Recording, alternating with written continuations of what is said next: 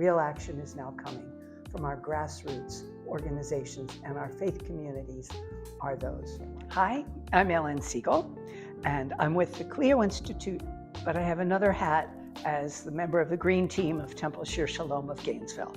Hi, I'm Jim Harper. I'm with the United Church of Gainesville, and I help with our committee that deals with creation, care, and climate justice. Ellen and I, together, we helped to organize this event earlier this year in March of 2025, and we wanted to share that with you today.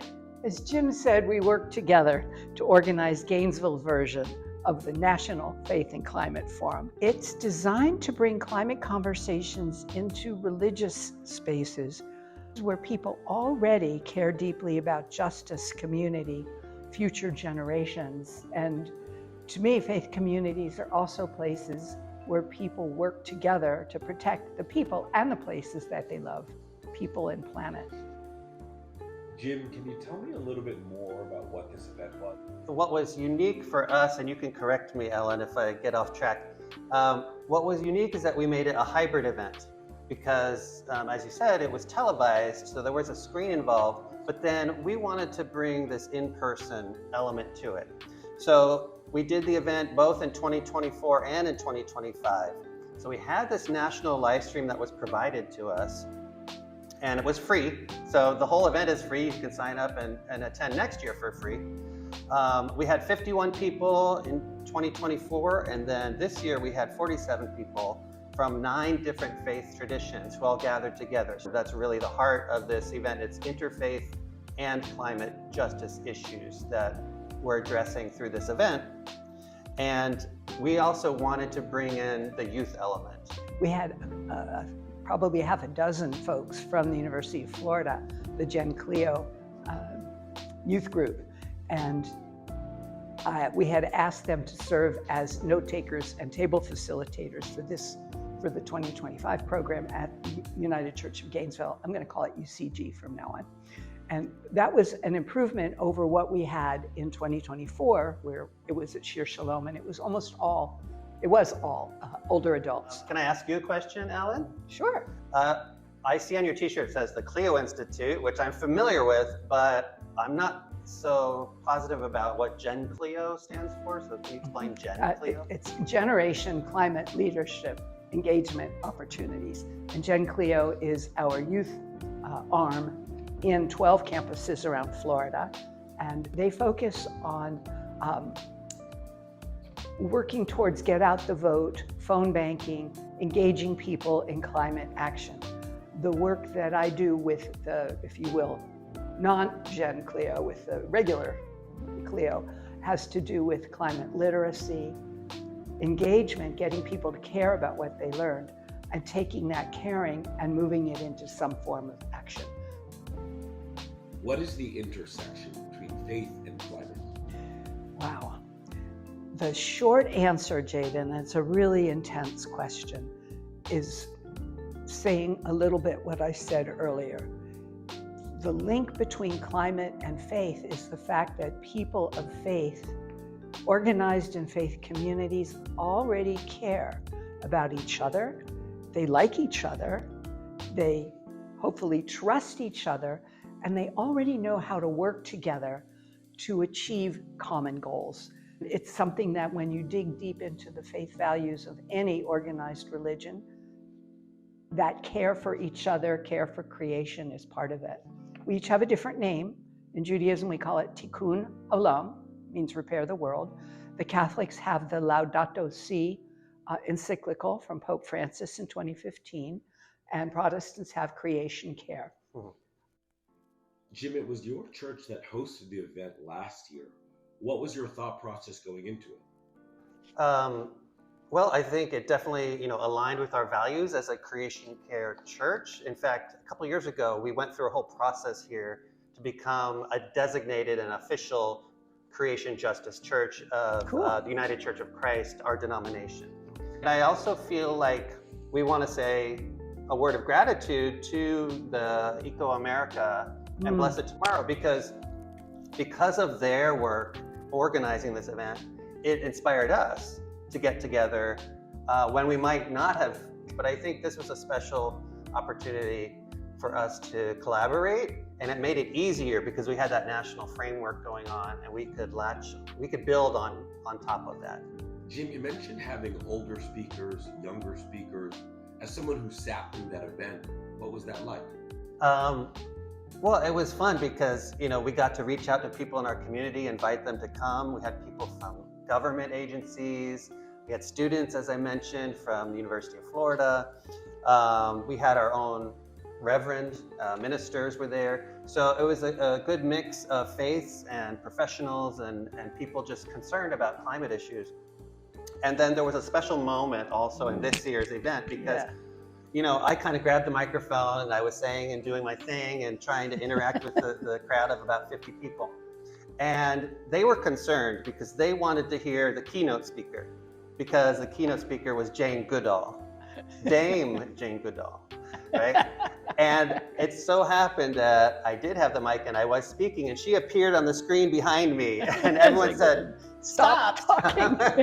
We got to listen to Jane. And we did. We listened to Jane Goodall. Yeah. We talked about Jen Cleo earlier, but last year, one of the younger speakers you had was actually the president of that organization. What was that like, and what was that message like to your audience? Yeah, it was kind of like the counterpunch. We had Jane Goodall, who's 90 years old, and then we have this student who's about 20 years old, and they're saying really the same message, just in, different forms and different ways. But, that's kind of when everyone listened, because I feel as, someone who's becoming an elder, you can get tired or burned out or, sometimes you've heard the message so many times. When you have a fresh speaker, someone who you've never heard from before, especially if that person's younger, I think it gives me hope. And that's what the people in the audience really expressed, like, oh, they said to her, are you going to run for political office? We need you to be a leader in our community. And she's very inspirational. And she's a woman of faith, and that just comes straight through her conversation. Her values guide what she does. Mm-hmm. And of course, we were all communities of faith, so we spoke that language. What were some of the results of this event? One of our participants, Ms. Williams, lives in a Black area, a low-income area of Gainesville, and she took a phone call during the program from a neighbor whose electricity had just been cut off and her water had been cut off. She had children and she just needed money to pay that month's bill. And in one of those, call it God or call it serendipity, call it whatever you like, Pastor Talia, the minister for UCG, was in the audience, and she happened to have that month exactly enough money in the collection they do on Christmas Eve that gets divided into each month to give away as needed. She had just enough money to get the power turned back on. So in the course of the day, that little miracle happened. As a result, a few people came together and created this energy burden task force with leadership from the Sierra Club. So we had representation there in the room, and we were able to, pass it directly to them. And they said, yes, we have been working on this already, and we want to keep it going at the state level. And so it's still going on today. This task force is still working to find a resolution, because it's very complicated. But like Ellen said, when you feel it, when your energy is shut off, it's an emergency. And so it is a burden, as the name says, and we're trying to find ways to address it proactively. Ellen, how does it feel to see people so inspired by events like these and really wanting to take action themselves after these events are even done? That's my job with Cleo. So it makes me feel, wow, something's working. The model of some teaching, some caring, and then what can you do that makes you happy to do, and that you're good at, and that other people care about, that you can engage them in it. So my main feeling is joy. So to be the Debbie Downer over here, there is joy also, but I feel like in Florida in particular, that we have very divided communities, and it's almost being forced upon us. And so this was a way for us to overcome a lot of the pessimism that we feel, and say, no, we want to take care of our communities, we want to take care of each other and the climate issues. So it's the whole, the global thinking, but taking local action. That's not a Debbie Downer. It's not a downer. That's like, It comes from a downer into an up. Well, I can't say into an upper. After hosting and being a part of this event, what did you guys learn?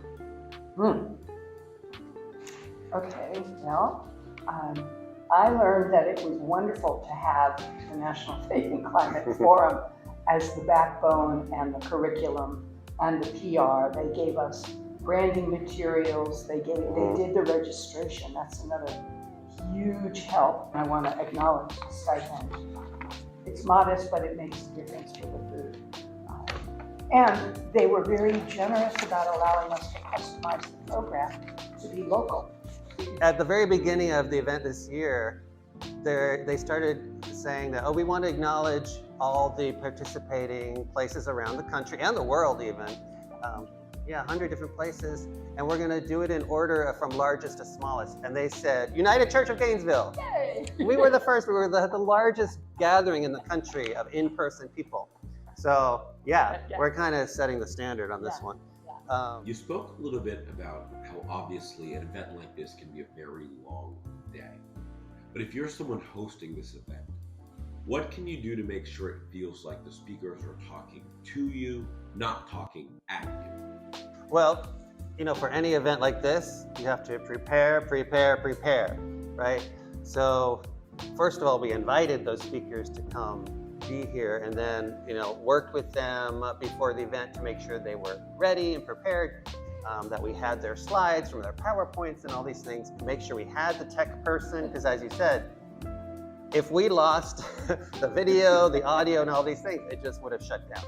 So that was all the preparation that went into it. We prepared also the students to be facilitators at the table, so they could, know what the topics were. And we got a really good packet of information from the organizers, so they knew what the topics were, and there were questions available. So, but they had to prepare too.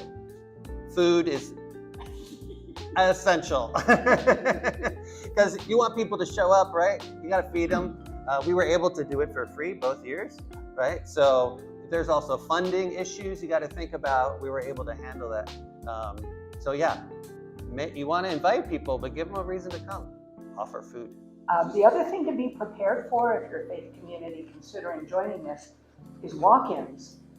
The experience we had in 2024, which of course was the first time anybody had done it, was 2 weeks before the event. I had 17 people pre-registered, and I'm tearing my hair out because, it's better than zero, but I was scared, and publicity, et cetera, et cetera. Well, in the 2 weeks between that and the day, more people actually registered because Blessed Tomorrow and Eco America keep the registration. We had a dozen walk-ins. I had to set up a whole extra table and extra chairs because people just don't register.